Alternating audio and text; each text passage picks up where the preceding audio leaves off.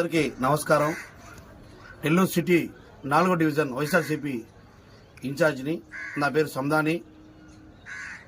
ఎన్నడూ లేని విధంగా నిన్న నెల్లూరు జిల్లాలో కృష్ణ చైతన్య విద్యా సంస్థల మీద జరిగిన తనిఖీలు చాలా బాధాకరం. నెల్లూరు జిల్లా రాజకీయాలు మరి ఇంత దిగజారుతాయి అనుకోలేదు. మేము 20 సంవత్సరాల నుంచి చూస్తున్నాం రాజకీయాలు. మరి ఈ కూటమి ప్రభుత్వం చేస్తున్న అన్యాయాలు అంటే మా నాయకులు ప్రజల పక్క నిలబడి మీరు చేస్తున్న అన్యాయాల్ని ప్రశ్నిస్తే కేసులు కడతారా? మీరు చేస్తున్న అవకతవకలు కార్పొరేషన్లో బయటపెట్టినందుకు మీరు తనిఖీలు చేస్తారా? తిరుపతి లడ్డు మీద శాసన మండలిలో గలమెత్తారు మా చంద్రశేఖర్ రెడ్డి గారు. అదొకటి. డిఎస్సి పేరుతో ఉద్యోగాలు మీరు అమ్ముకోలేదా? చెప్పండి. మీరు చేస్తుంది అన్యాయాలు అంటే అన్యాయాలు చేస్తుంటే మిమ్మల్ని ప్రశ్నిస్తే మీరు తనిఖీలు చేపిస్తారా? ఎన్నడూ లేని విధంగా నిన్న నెల్లూరు జిల్లాలో 4 గంటల నుంచి సాయంత్రం అర్ధరాత్రి 1 గంట దాకా తనిఖీలు చేశారు. నెల్లూరు రాజకీయం అంటే ఒక హుందాదనం. అలాంటి రాజకీయాన్ని దిగజారుడు రాజకీయం చేస్తున్నారు నాయకులు, కుటుంబీ నాయకులు. మరి ఇది చాలా బాధాకరం. మా నాయకులు 18 నెలలు అయింది బాధ్యత తీసుకొని వైఎస్ఆర్సీపీ నెల్లూరు సిటీ ఇన్ఛార్జిగా. ఈ 18 నెలల్లో ఎన్నో అన్యాయాలు, మీరు చేసిన ఎన్నో అన్యాయాలు. డిఎస్సి అయితే ఏమి ఉద్యోగాలు అమ్ముకున్నారు. తిరుపతి లడ్డు మీరు మున్సిపల్ కార్పొరేషన్లో మీరు చేస్తున్న అవకతవకలు ఎన్నో. ఇవన్నీ ప్రశ్నిస్తే మీరు కాలేజీల మీద దాడులు చేపిస్తారా? మీరు చేస్తున్నది ఇది కరెక్ట్ కాదు. కుటుంబీ ప్రభుత్వానికి నాయకులకు చెప్తున్నాను.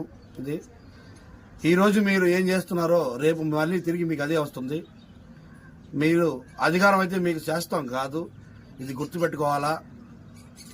ఇలాంటి రాజకీయాలు ఎప్పుడు మేము చూడలేదు ఇంత అన్యాయంగా. మరి నిన్న 4 గంటల నుంచి అర్ధరాత్రి 1 గంట దాకా తనిఖీలు చేశారు. ఏం చూపించారు మీరు? ఏముంది అక్కడ అన్యాయంగా? అన్ని కరెక్ట్గా ఉన్నాయి. ఏం చూపించలేరు. ఏం బయటపెట్టారు మీరు? ఏం బయటపెట్టలేకపోయారు.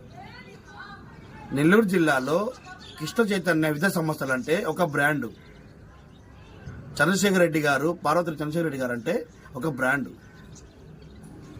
అతని మీద ఆ రోజు నుంచి కూడా ఈ రోజు దాకా ఒక్క కేసు లేదు. అదే కూటమి ప్రభుత్వం నాయకుల మీద కేసులు. వాళ్ళు చేసిన అన్యాయాలు ఎన్నో. అంటే ప్రజల తరఫున మాట్లాడితే కేసులు కడతారు. శాసన మండలిలో తిరుపతి లడ్డు గురించి, డిఎస్సి గురించి జగన్మోహన్ రెడ్డికి సపోర్ట్గా నిలబడుతుందని చెప్పి నిన్న విద్యా సంస్థల మీద మీరు తనిఖీలు చేపిస్తారా? కూటమి ప్రభుత్వం అధికారంలో ఎన్ని రోజులు ఉంటుంది? 2 సంవత్సరాలు, 2.5 సంవత్సరం ఉంటుందేమో. తర్వాత మేము అధికారం వస్తాం. అదే సంస్కృతి మీరు నేర్పిస్తున్నారు చేయమని చెప్పి.